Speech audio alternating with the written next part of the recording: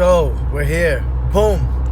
Last night, the big topic was, the Thomas Gifford and the Davis fight where, the guy was taking a beating for all 3 rounds. Essentially, it was, if you want to call it a mismatch as far as how the fight played out, you could. A lot of tweets, including myself, I kind of was throwing out the question there, like, at what point do you stop a fight? At what point does a corner throw a towel in? At what point does a ref step in and just enough is enough, to protect the fighter? Because that's what other people are there for to an extent.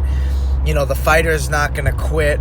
The fighter puts the time in and day out to try to get a victory.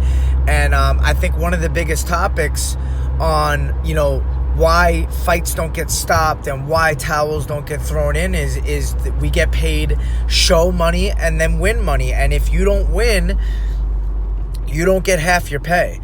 And there's always a chance in this sport because we all know anything can happen in MMA.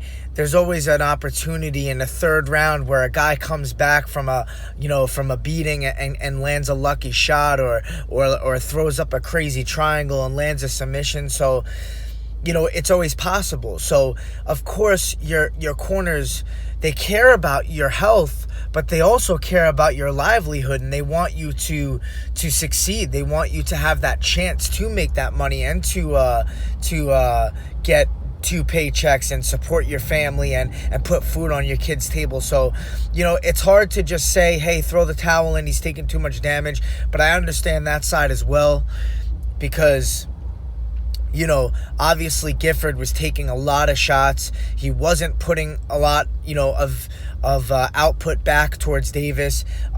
There was multiple times that he was rocked in the fight, and it just didn't seem like he had that chance in the fight as far as momentum goes and the way that things were looking. So I just think, it's tough because from the outside looking in, it's easy to say, hey, throw the towel in, this guy's done.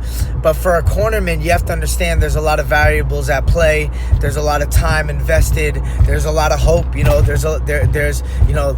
They know their fighter better than anybody else. Maybe they know something about this guy. He's really gritty, and he's a little bit, he's a late starter. He finishes when he's hurt. He does better when he gets hurt. You never know. The sport is dangerous, and people are obviously taking shots. And of course, the glory is always such a celebrated thing when a guy does come back in the 3rd round from a beating and wins. Nobody has anything to say then. They're like, wow, what a comeback. That was beautiful. That was amazing. But when they don't come back and they get brutally knocked out in the 3rd round, it's like, what the fuck, man? Should have stopped that fight. We didn't need to see that. And hey, I get it all, but just take it all into consideration. It's a tough call.